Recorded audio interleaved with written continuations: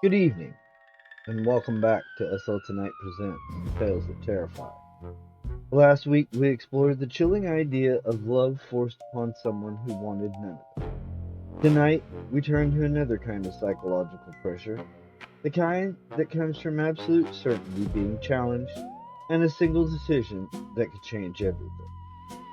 Stanley Ellin's The Moment of Decision is a masterpiece of suspense and moral tension. It follows a man who is completely sure of himself and his opinion until a new neighbor, a magician, moves in next door and begins to unsettle his perfect world. What starts as an annoyance escalates into a dinner party that goes terribly wrong, a drastic bet, and one perfect, inescapable dilemma. So dim the lights and prepare yourself for a story that tightens the screws with every paragraph until you're left with questions that linger long after the final line. Tonight, the moment of decision. Hugh Lozier was the exception to the rule that people who are completely sure of themselves cannot be likable. We have all met the sure ones, of course, those controlled but penetrating voices which cut through all others in a discussion, those hard forefingers jabbing home opinions on your chest, those living final words on all issues. And I imagine we all share the same amalgam of dislike and envy for them. Dislike because no one likes to be shouted down or prodded in the chest, and envy because everyone wishes he himself were so rich in self-assurance that he could do the shouting down and the prodding. For myself, since the work took me regularly to certain places in this atomic world, where the only state was confusion, and the only steady employment that of splitting political hairs, I found absolute judgments harder and harder to come by. Hugh once observed of this that it was a good thing my superiors in the department were not cut of the same doth, because God knows what would happen to the country then. I didn't relish that, and there was my curse again, I had to grant him his right to say it. Despite this, and despite the fact that he was my brother-in-law, a curious relationship when you come to think of it, I liked him immensely, just as everyone else did who knew it. He was a big, good-looking man, with clear blue eyes and ruddy face, with a quick, outgoing nature, eager to appreciate whatever you had to offer. He was overwhelmingly generous, and his generosity was of that rare and excellent kind which makes you feel as if you were doing the donor a favor by accepting. I wouldn't say he had any great sense of humor, but plain good humor can sometimes be an adequate substitute for that, and in Hugh's case, it was. His stormy side was largely reserved for those times when he thought you might have needed his help in something, and failed to call on him for it. Which meant that 10 minutes after Hugh had met you and liked you, you were expected to ask him for anything he might be able to offer. A month or so after he married my sister Elizabeth, she mentioned to him my avid interest in a fine Coakley he had hanging in his gallery at Hilltop, and I can still vividly recall my horror when it suddenly arrived, heavily crated and with his gift card attached, at my barren room in a hack. It took considerable effort, but I finally managed to return it to him by foregoing the argument that the picture was undoubtedly worth more than the entire building in which I lived, and by complaining that it simply didn't show to advantage on my wall. I think he suspected I was lying, but being Hugh, he would never dream of charging me with that in so many words. Of course, Hilltop and the 200 years of Lozier tradition that went into it did much to shape Hugh this way. The first Loziers had carved the estate from the heights overlooking the river, and had worked hard and flourished exceedingly. In successive generations had invested their income so wisely that money and position eventually erected a towering wall between Hilltop and the world outside. Truth to tell, Hugh was very much a man of the 18th century who somehow found himself in the 20th, and simply made the best of it. Hilltop itself was almost a replica of the celebrated but long untenanted Dane house nearby, and was striking enough to open anybody's eyes at a glance. The house was weathered stone, graceful despite its bulk, and the vast lawns reaching to the river's edge were tended with such fanatic devotion over the years that they had become carpets of purest green, which magically changed luster in a yearly breeze. Gardens ranged from the other side of the house down to the groves, which half hid the stables and outbuildings, and past the far side of the groves ran the narrow road which led to town. The road was a courtesy road, each estate holder along it maintaining his share, and I think it's safe to say that for all the crushed rock he laid in it, Hugh made less use of it by far than any of his neighbors. Hugh's life was bound up in Hilltop. He could be made to leave it only by dire necessity, and if you did meet him away from it, you were made acutely aware that he was counting off the minutes until he could return. And if you weren't wary, you would more than likely find yourself going along with him when you did return, and totally unable to tear yourself away from the place while the precious weeks rolled by. I know. I believe I spent more time at Hilltop than at my own apartment after my sister brought Hugh into the family.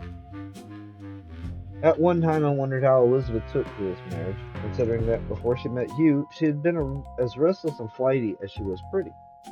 When I put the question to her directly, she said, "It's wonderful, darling, just as wonderful as I knew it would be when I first met her." It turned out that their first meeting had taken place at an art exhibition, a showing of some ultra-modern stuff, and he had been intently studying one of the more bewildering creations on display when she became aware of this tall, good-looking man staring at her. And, as she put it, she had been about to set him properly in his place when he said abruptly, "Are you admiring that?" This was so unlike what she had expected that she was taken completely aback. "I don't know," she said weakly. "Am I supposed to?" "No," said the stranger. "It's a damn nonsense. Come along now and I'll show you something which isn't a waste of time." And, Elizabeth said to me, I came along like a pup at his heels, while he marched up and down and told me what was good and what was bad, and in a good loud voice too, so that we collected quite a crowd along the way. Can you picture it, darling? Yes, I said, I can. By now I had shared similar occasions with you, and learned at first hand that nothing could dent his cast iron assurance. Well, Elizabeth went on, I must admit that at first I was a little put off, but then I began to see that he knew exactly what he was talking about, and that he was terribly sincere. Not a bit self-conscious about anything, but just eager for me to understand things the way he did. It's the same way with everything. Everybody else in the world is always fumbling and bumbling over deciding anything, what to order for dinner or how to manage his job, or whom to vote for, but you always know. It's not knowing that makes for all those nerves and complexes and things you hear about. Isn't that so? Well, I'll take you, thank you, and leave everyone else to a psychiatrist. So there it was. An Eden with flawless lawns and no awful nerves and complexes, and not even the glimmer of a serpent in the offing. That is, not a glimmer until the day Raymond made his entrance on the scene. We were out on the terrace that day, Hugh and Elizabeth and I, slowly being melted into a sort of liquid torpor by the August sunshine, and all of us too far gone to make even a pretense at talk. I lay there with a linen cap over my face, listening to the summer noises around me and being perfectly happy. There was the low, steady hiss of the breeze through the aspens nearby, the plash and drip of oars on the river below, and now and then the melancholy tink-a-tink of a sheep bell from one of the flock on the lawn. The flock was a fancy of Hugh's. He swore that nothing was better for a lawn than a few sheep grazing on it, and every summer 5 or 6 fat and sleepy ewes were turned and out on the grass to serve this purpose, and to add a pleasantly pastoral note. My first warning of something amiss came from the sheep, from the sudden sound of their bells clanging wildly, and then a baaing which suggested an assault by a whole pack of wolves. I heard Hugh say, "Damn!" loudly and angrily, and I opened my eyes to see something more incongruous than most. It was a large black poodle in a full glory of a Parmish haircut, a bright red collar, and an ecstasy of high spirits as he chased the frightened sheep around the lawn. It was clear the poodle had no intention of hurting them. He probably found them the most wonderful playmates imaginable. But it was just as clear that the panicky youths didn't understand this, and would very likely end up in the river before the fun was over. In the bare second it took me to see all this, Hugh had already leaped the low terrace wall, and was among the sheep, herding them away from the water's edge, and shouting commands at the dog which had different ideas. "Down, boy!" he yelled. "Down!" And then, as he would to one of his own hounds, he sternly commanded, "Heel!" He would have done better, I thought, to have picked up a stick or a stone and made a threatening gesture, since the poodle paid no attention whatever to Hugh's words. Instead, continuing to bark happily, the poodle made for the sheep again, this time with Hugh in futile pursuit. An instant later, the dog was frozen in immobility by a voice from among the aspens near the edge of the lawn. "Asuides!" the voice called breathlessly. "Asuides, toy!" Then the man appeared, a small, dapper figure trotting across the grass. Hugh stood waiting, his face darkening as we walked. Elizabeth squeezed my arm. "Let's get down there," she whispered. "Hugh doesn't like being made a fool of." We got there in time to hear Hugh open his big guns.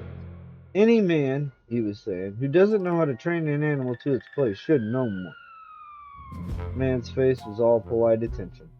It was a good face, thin and intelligent, and webbed with tiny lines at the corners of those eyes. There was also something behind those eyes that couldn't quite be masked. Gentle mockery.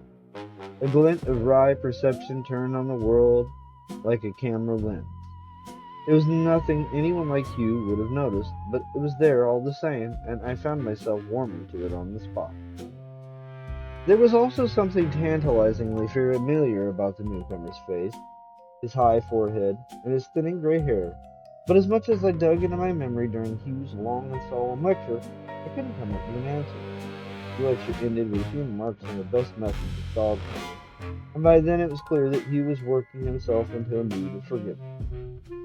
"As long as there's no harm done," he said, and paused. The man nodded soberly. Still, to get off on the wrong foot with one from the neighbors, Hugh looked startled. "Neighbors?" said almost rudely. "You mean that you live round here?" The man waved towards the aspens, on the other side of those woods. "The Dane house?" The Dane house was almost as sacred to Hugh as Hilltop, and he had once explained to me that if he were ever offered a chance to buy the place, he would snap it up. His tone now was not so much wounded as incredulous. "I don't believe it," he exclaimed. "Oh yes," the man assured him.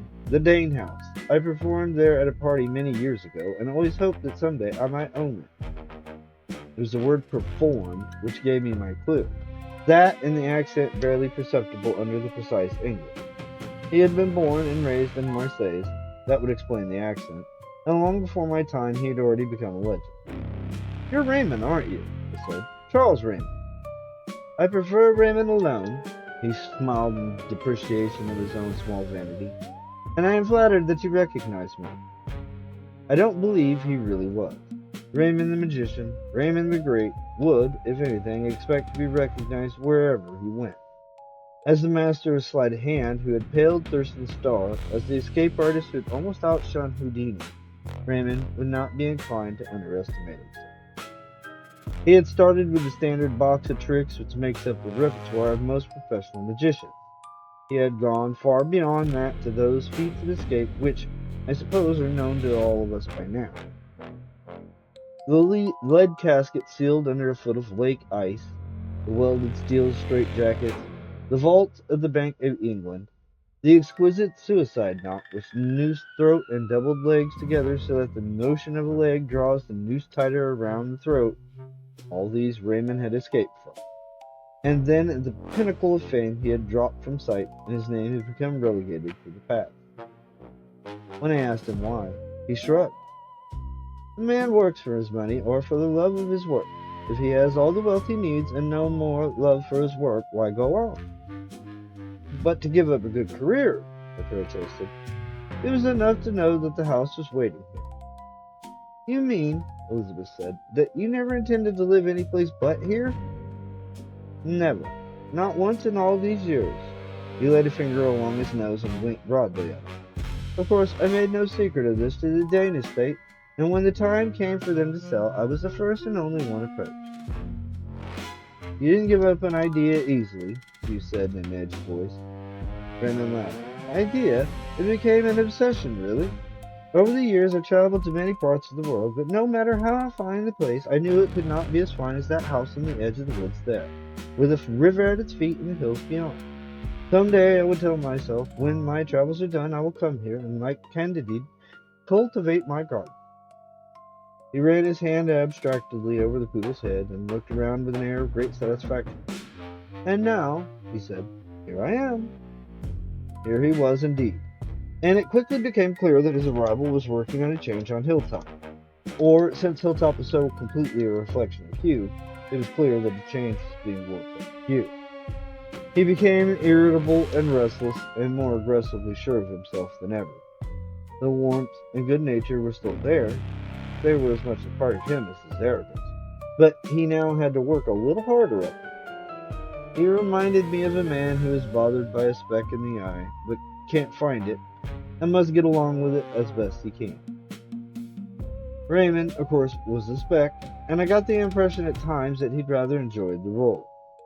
It would have been easy enough for him to stay close to his own house and cultivate his garden, or paste up his album, or whatever retired performers do, but he evidently found that impossible. He had a way of drifting over to Hilltop at odd times, just as Hugh was led to find his way to the Dane house and spend long and troublesome sessions there. Both of them must have known that they were so badly suited to each other that the easy and logical solution would have been to stay apart. But they had the affinity of negative and positive forces, and when they were in a room together, the crackling of the antagonistic current between them was so strong you could almost see it in the air. Any subject became a point of contention for them, and they would duel over it bitterly. Hugh, armored and weaponed with his massive assurance, Raymond flicked away with a rapier, trying to find a chink in the armor. I think that what annoyed Raymond most was the discovery that there was no chink in Hugh's armor. As someone with an obvious passion for searching out all sides to all questions and for going deep into motives and causes, Raymond was continually being outraged by Hugh's single-minded way of laying down the law. He didn't hesitate to let Hugh know that. "You are positively medieval. And of all the things men should have learned since that time, the biggest is that there are no easy answers. No solution one can give with a snap of the fingers. I can only hope for you that someday you may be faced with the perfect dilemma, the unanswerable question. You would find that a revelation. You would learn more in that minute than you dreamed possible." And Hugh did not make matters any better when he coldly answered, "And I say that for any man with a brain and the courage to use it, there is no such thing as a perfect dilemma." It may be that this was the sort of episode that led to the trouble that followed, or it may be that Raymond acted out of the most innocent and aesthetic motives possible. But whatever the motives, the results were inevitable and dangerous. They grew from the project Raymond outlined for us in great detail one afternoon. Now that he was living in the Dane house, he had discovered that it was too big, too overwhelming. "Like a museum," he explained. "I find myself wandering through it like a lost soul through an endless gallery." The grounds also needed landscaping. The ancient trees were handsome, but, as Raymond put it, there were just too many of them. Literally. I cannot see the river for the trees, and I am one devoted to the sight of running water. Although there would be drastic changes. 2 wings of the house would come down, the trees would be cleared away to make a broad aisle to the water, the whole place would be enlivened. It would no longer be a museum, but the perfect home he had envisioned over the years. At the start of this recitative, Hugh was slouched uncomfortably in his chair. Then, as Raymond drew the vivid picture of what was to be, he was sat up straighter and straighter until he was as rigid as a trooper in a cell. His lips compressed, his face became blood red. His hands clenched and unclenched in a slow, deadly rhythm. Only a miracle was restraining him from an open outburst, but it was not the kind of miracle to laugh. I saw from Elizabeth's expression that she understood this too, but was as helpless as I to do anything about it. And when Raymond, after painting the last glowing strokes of his description, said complacently, "Well, now, what do you think?" there was no holding Hugh. He leaned forward with deliberation and said, "Do you really want to know what I think?" "Now, Hugh," Elizabeth said in alarm. "Please, Hugh." He brushed Matt aside. "Do you really want to know?" Raymond frowned. "Of course." "Then I'll tell you." He took a deep breath. "I think that nobody but a damned iconoclast could ever conceive the atrocity you're proposing. I think you're one of those people who take pleasure in smashing apart anything that's stamped with tradition or stability. You'd kick the props from under the whole world if you could. I beg your pardon, Raymond said. He was very pale and angry. But I think you've confused change with destruction. Confusing change with destruction. Surely you must comprehend that I do not intend to destroy anything, but only wish to make some necessary changes. Necessary? You guys. Rooting up the fine stand of trees that's been there for centuries, ripping apart a house that's as solid as a rock? I call it wanton destruction. I'm afraid I do not understand. To refresh the scene, to reshape it, I have no intention of arguing, he cut in. I'm telling you straight out that you don't have the right to tamper with that property.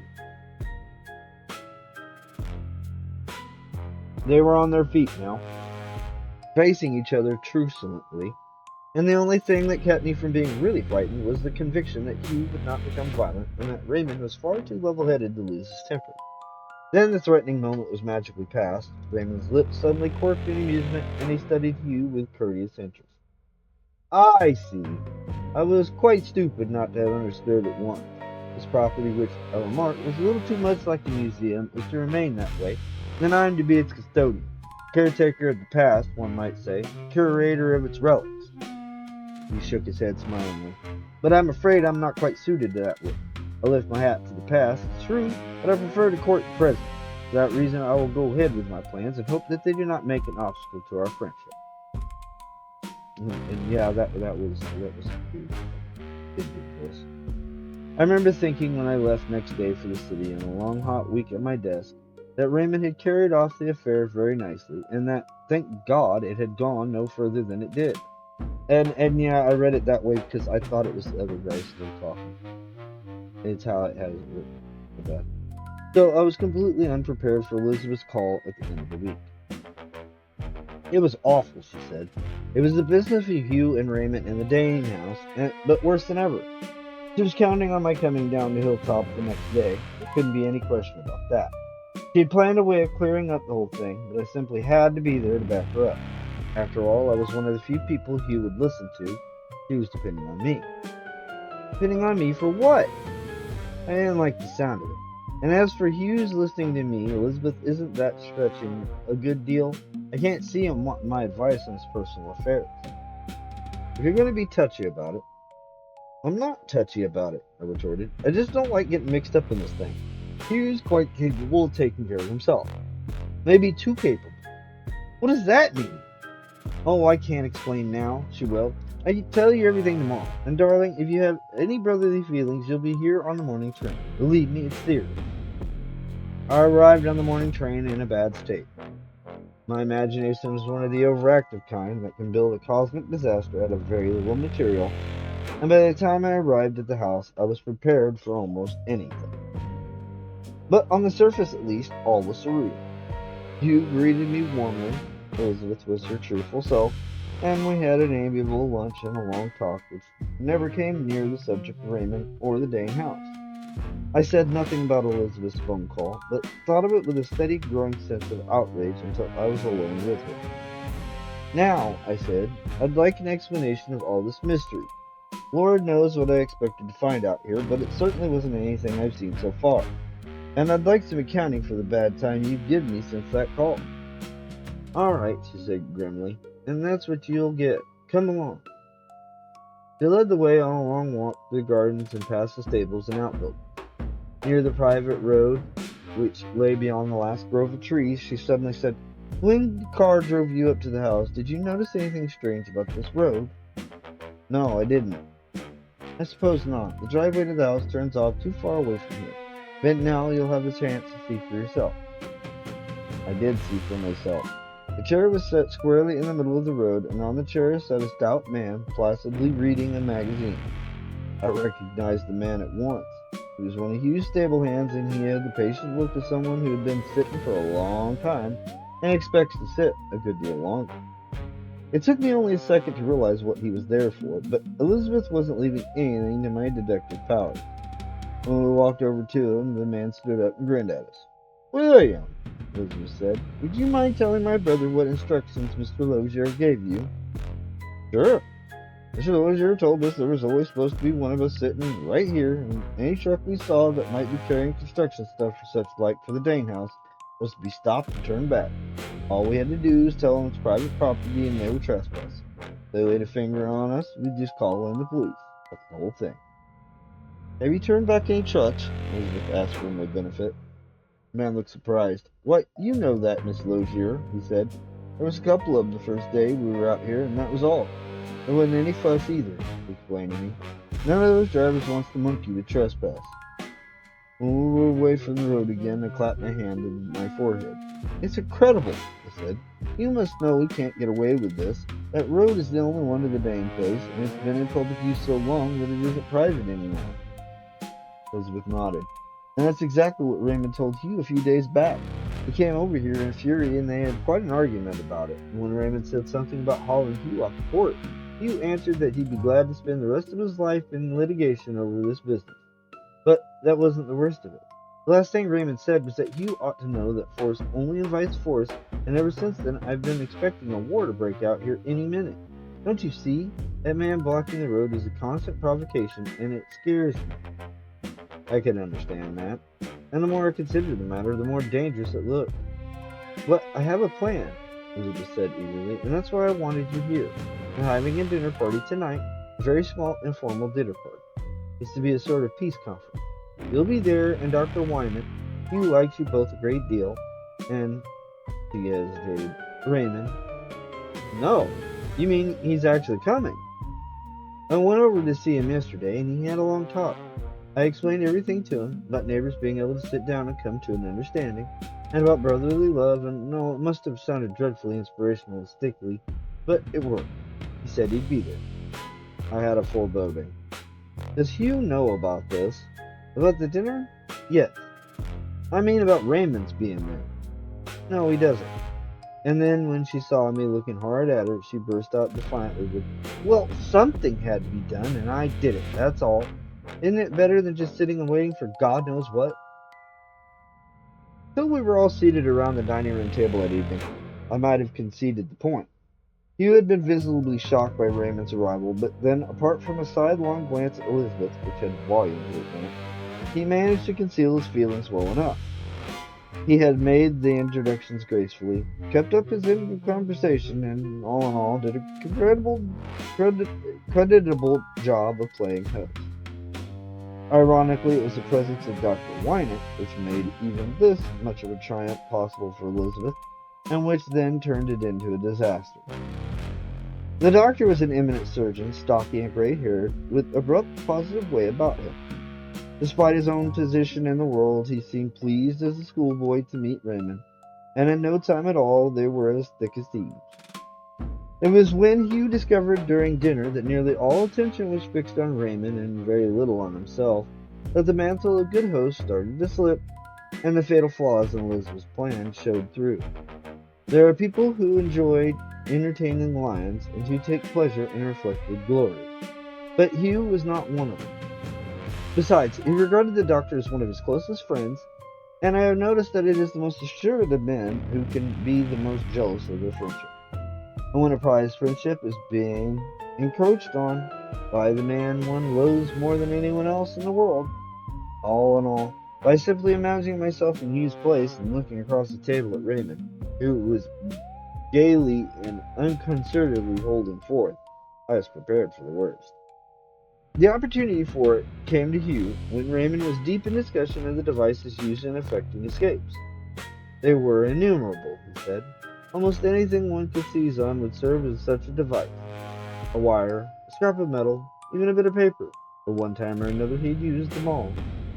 But of them all, he said with a sudden solemnity, there is only one I would stake my life on. Strange, it is one you cannot see, cannot hold in your hand, and in fact, for many people does not even exist.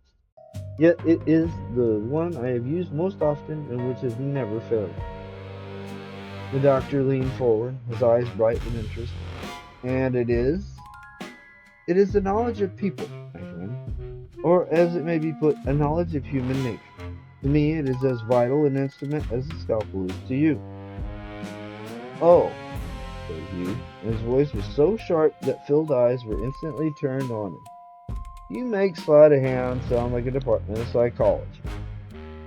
Perhaps, Raymond said, and I saw he was watching Hugh now, engaging. You see, there is no great mystery in the matter. My profession, my art, as I like to think of it, is no more than the art of misdirection, and I am but one of its many practitioners. I wouldn't say there were many escape artists around nowadays, the doctor remarked.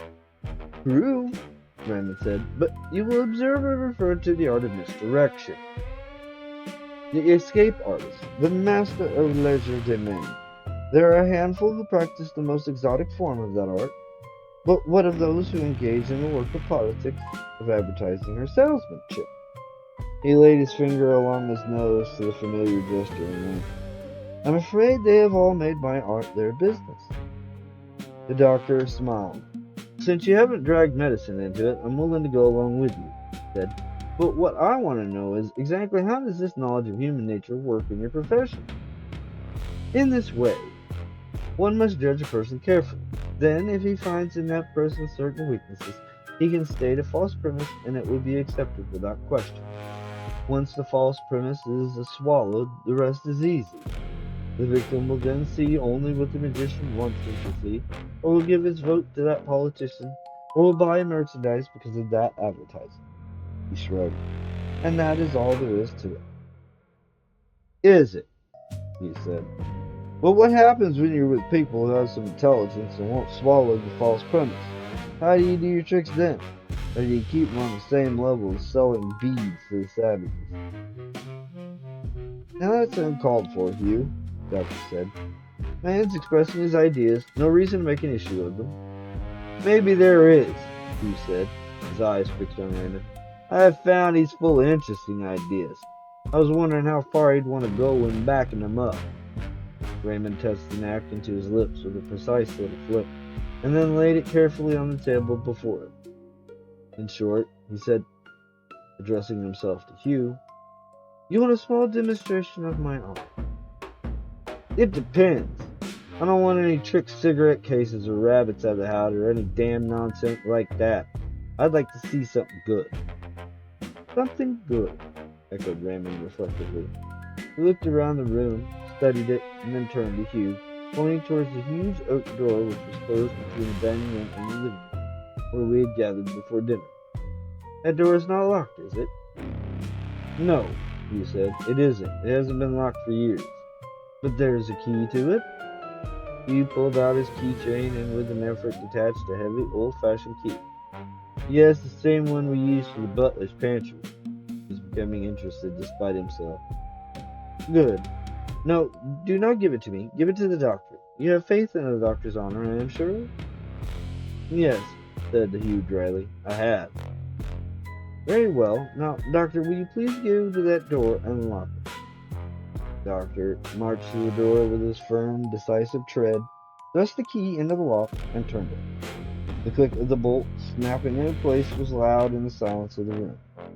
The doctor returned to the table holding the key, but Raymond motioned it away. It must not leave your hand or everything is lost, he warned. Now, Raymond said, for the finale I approached the door. I flicked my handkerchief at it, the handkerchief barely brushed the keyhole, and presto, the door is unlocked.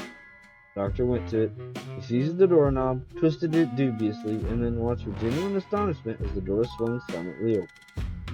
Oh, I'll be damned, he said. Somehow, Elizabeth laughed, the false premise went down as easy as an oyster. Only Hugh reflected a sense of personal outrage. All right, how was it done? How did you work it? I, Raymond said reproachfully, smiled at all of us with obvious enjoyment. It was you who did it all. I used only my knowledge of human nature to help you along the way. I said, I can guess part of it. That door was set in advance, and when the doctor thought he was locking it, he wasn't. He was really unlocking it. Isn't that the answer? Raymond nodded. Very much the answer. The door was locked in advance. I made sure of that, because with a little forethought, I suspected there'd be such a challenge during the evening, and this was the simplest way of preparing for it. I merely made certain that I was the last one to enter this room, and when I did use this, he held up his hand so that we could see the silver of metal in it. An ordinary skeleton key, of course, but sufficient for an old primitive lock. For a moment Raymond looked grave, then he continued brightly. It was our host himself who stated the false premise when he said the door was unlocked. He was so sure of himself that he would not think to test anything so obvious. The doctor is also a man who is sure, and he fell into the same trap. It is, as you are now see, a little dangerous always to be so sure. I'll go along with that, the doctor said ruefully, even though it's heresy to admit it in my line of work. He playfully tossed the key he had been holding across the table to Hugh, who let it fall in front of him and made no gesture toward him. Well, Hugh, like it or not, you must admit the man has proved his point. Do I? Said Hugh softly. He sat there smiling a little now, and it was easy to see he was turning some thought over and over in his head. Oh, come on, man, the doctor said with some impatience. You were taken in as much as we were, you know that. Of course you were, darling, Ruth agreed. I think that she suddenly saw her opportunity to turn the proceedings into the peace conference she had aimed at, but I could have told her she was choosing her time badly. There was a look in Hugh's eye I didn't like, a veiled look which wasn't natural to her. Ordinarily, when he was really angered, he would blow up a violent storm, and once the thunder and lightning had passed, he would be honestly apologetic. But this present mood of his was different. There was a slumberous quality in it which alarmed me.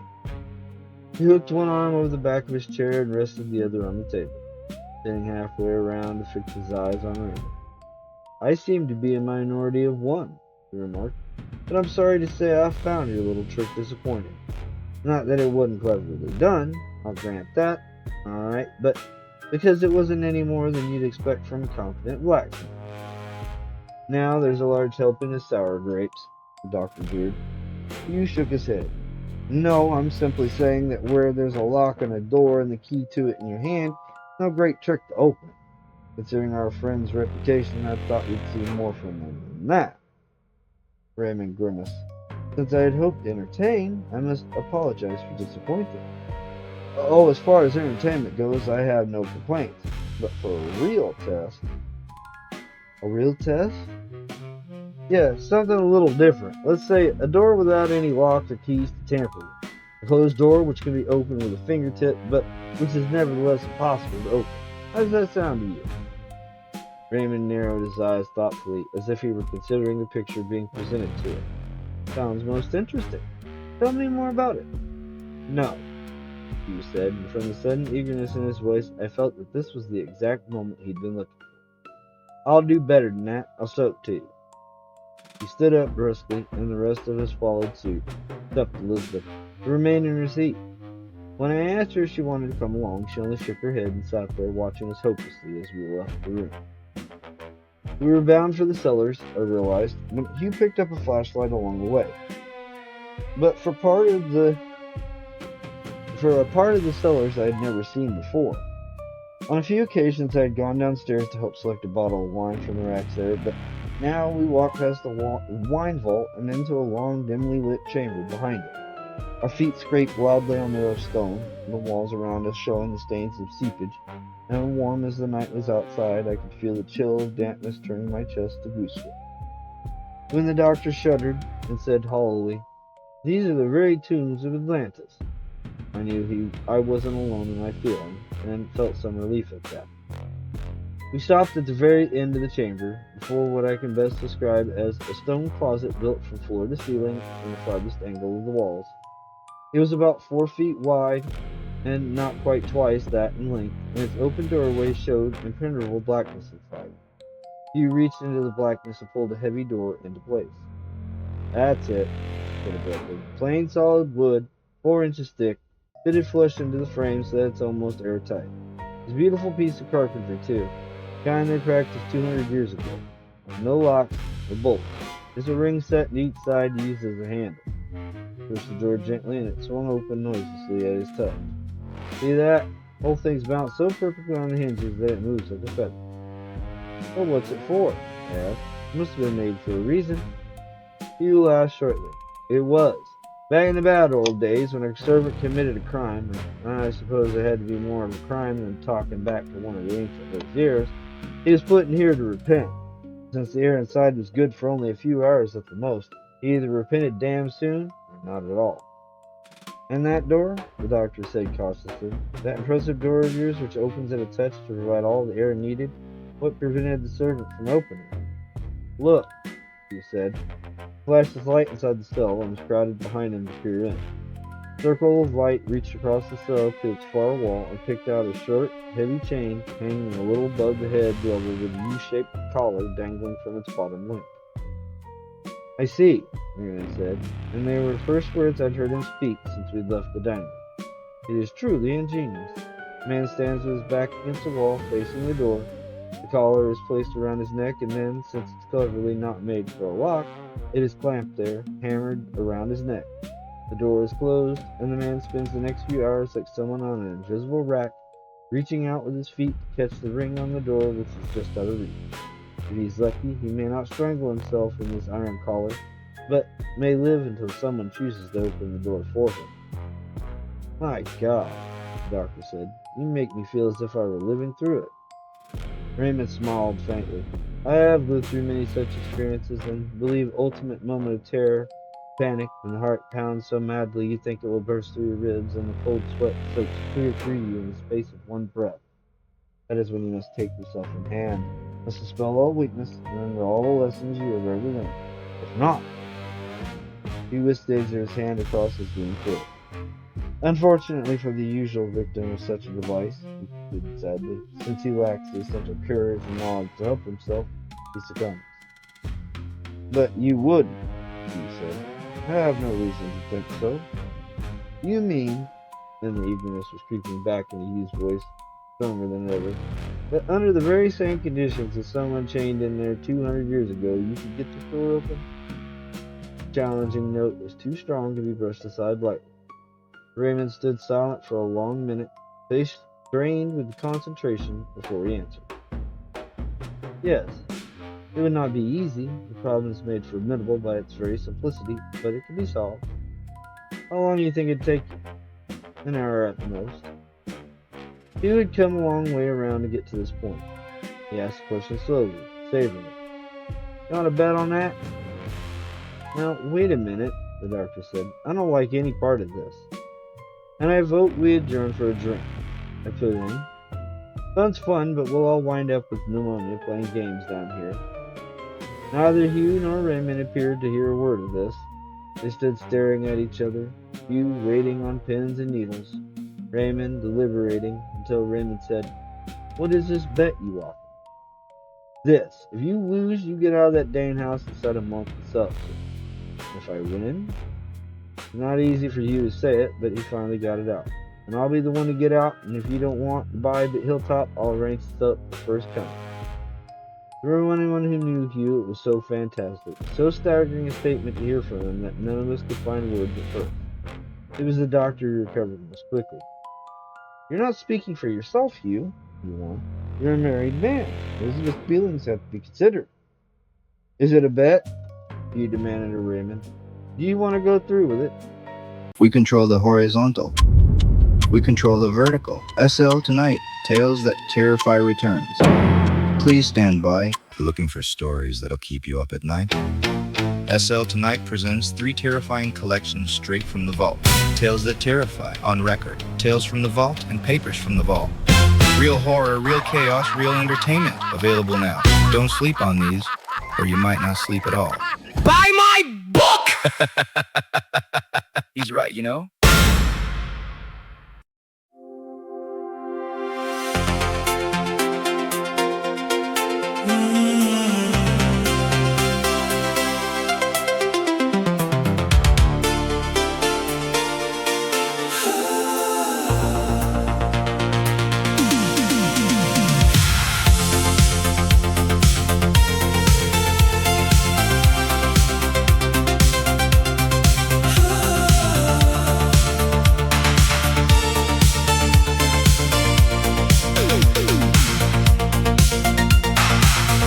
Neon pulses through the haze. She steps into the frame. Eyes like circuits set ablaze, calling out my name. Electric aura, take me under. Mandela's whirl in electric blue.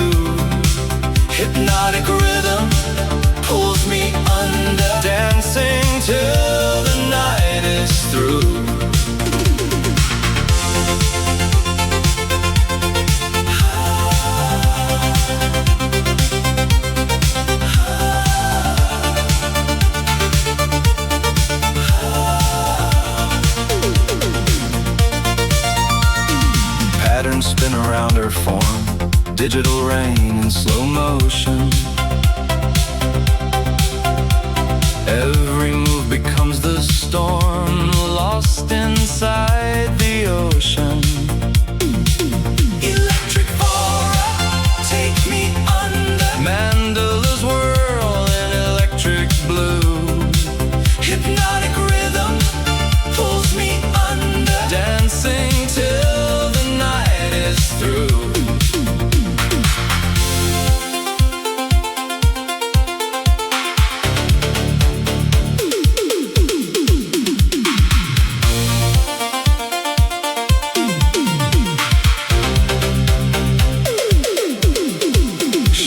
Like light through broken glass, electric current in her veins.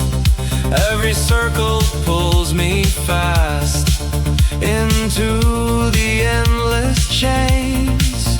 Yet when her blue eyes lock on mine, the static fades away. In this neon dream I find I never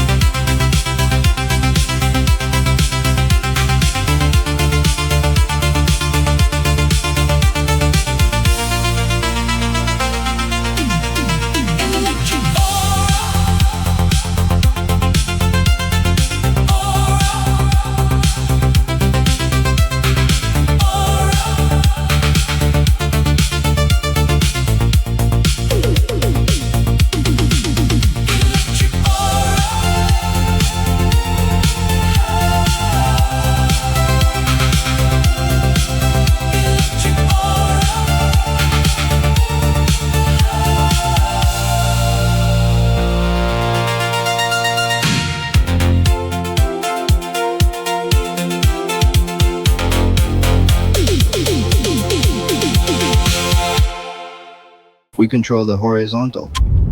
We control the vertical. SL tonight, Tales That Terrify returns.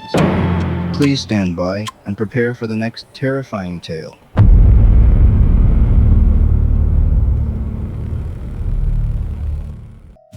I think before I answer that, there's something to be explained. Raymond paused and went on slowly. I'm afraid I gave the impression, out of false pride perhaps, that when I retired from my work it was because of boredom, a lack of interest in it. That was not altogether the truth. In reality, I was required to go to a doctor some years ago. The doctor listened to my heart, and suddenly my heart became the most important thing in the world. I tell you this because while your challenge strikes me as being the most unusual and interesting way of settling differences with my neighbors, I must reject it for reasons of health. You were healthy enough a minute ago, Hugh said. Perhaps not as much as you would want to think, my friend. In other words, Hugh said bitterly, there's no accomplice handy, no keys in your pocket to help out, and no way of tricking anyone into seeing whether you're there. You have to admit you're beaten. Raymond stiffened. I admit no such thing. All the tools I would need even for such a test as this I have with me. Believe me, they'd be enough.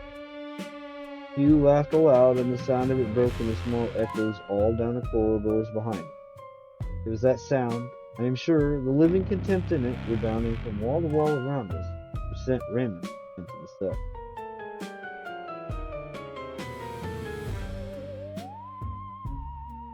Hugh wielded the hammer, a short-handled but heavy sledge, which tightened the collar into a circlet around Raymond's neck, hitting with hard, even strokes at the iron which was braced against the wall. When he was finished, I saw the pale glow of the radium-painted numbers on a watch as Raymond studied it in his pitch darkness. It is now 11, he said calmly. The wager is that by midnight this door must be opened, and it does not matter what means are used. Those are the conditions, and you gentlemen are the witnesses to them. Then the door was closed, and the walking began. Back and forth we walked, the three of us, as if we were being compelled to trace every possible geometric figure on that stony floor. The doctor with his quick and patient step and I matched Hugh's long nervous stride. A foolish, meaningless march back and forth across our own shadows, each of us marking the time by counting off the passing seconds, and each ashamed to be the first to look at his watch. For a while there was a counterpoint to the scraping of feet from inside the cell. It was barely perceptible clinking of chain coming at brief, regular intervals. Then there would be a long silence, followed by a renewal of the sound. When it stopped again, I could not restrain myself any longer. I held up my watch towards the dim yellowish light of the bulb overhead and saw with dismay that barely 20 minutes had passed. After that, there was no hesitancy in the others about looking at the time, and if anything, this made it harder to bear than just wondering. I caught the doctor winding his watch with small, brusque turns, and then a few minutes later try to wind it again and suddenly drop his hand with disgust as he realized he'd already done it. Hugh walked with his watch held up near his eyes as if concentration on it, he could drag that crawling minute hand faster around the dial. 30 minutes had passed, 40, 45. I remember that when I looked at my watch and saw there were less than 15 minutes to go, I wondered if I could last out even that short time. The chill had sunk so deep into me that I ached with it. I was shocked when I saw that Hugh's face was dripping with sweat, and that the beads of it gathered while I watched. It was while I was looking at him in fascination that it happened. The sound broke through the walls of the cell like a wail of agony heard from far away. It shivered over us as if it were spelling out the words. "Doctor!" I cried. "The air!" It was Raymond's voice, but the thickness of the wall blocking it off turned it into a high, thin sound. What was clearest in it was the note of pure terror, the glee growing out of that terror. "Air!" it screamed, the word bubbling and dissolving into a long-drawn sound which made no sense at all. And then it was silent. We leaped for the door together, but Hugh was there first, his back against it, barring the way. In his upraised hand was the hammer which had clenched Raymond's collar. "Keep back!" he cried. "Don't come any nearer, I warn you." The fury in him, brought home by the menace of the weapon, stopped us in our tracks. "Hugh," the doctor pleaded, "I know what you're thinking, but you can forget that now. The bet's off, and I'm opening the door on my own responsibility. You have my word for that." "Do I? But do you remember the terms of the bet, Doctor? This door must be opened within an hour, and it doesn't matter what means are used. You understand now? He's fooling both of you.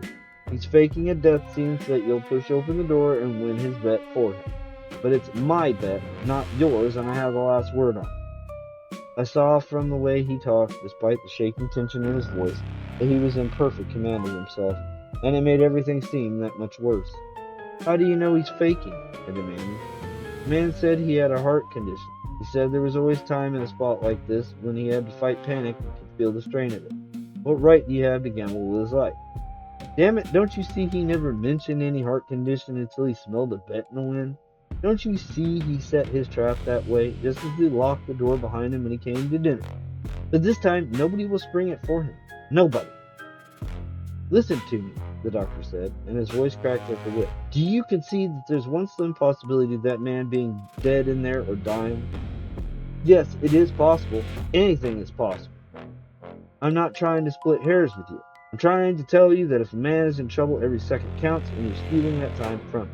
And if that's the case, by God, I'll sit in the witness chair at your trial and swear you murdered. Is that what you want?" But he agreed to the bet.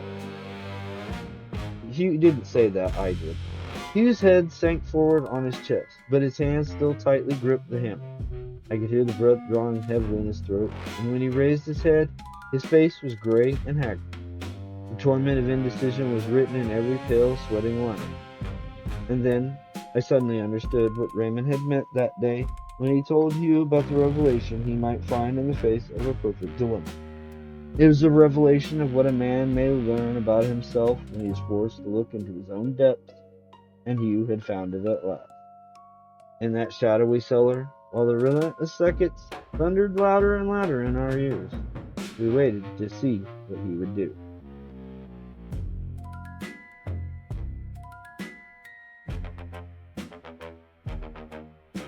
And so, another forbidden tale draws to the unsettling close.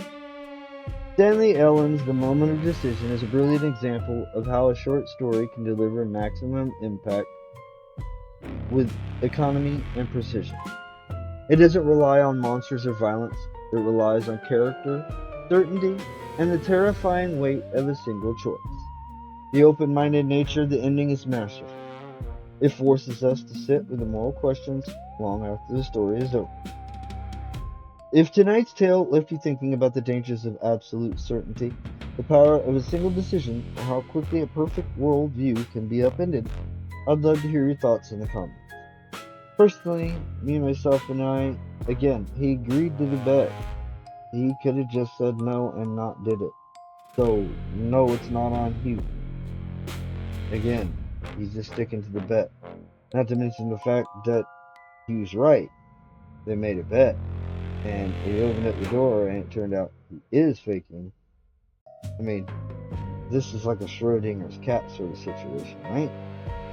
Well, either way, these are the exact kind of stories that stay with you. Thank you for spending this time with us here on SL Tonight. This has been Felix Lebeski. I'll see you again soon for the next chapter in Series 3 of Tales That Terrify, called A Jungle Graduate by James Francis Dwyer. So, until then, choose carefully, sleep well, if you can. Good night.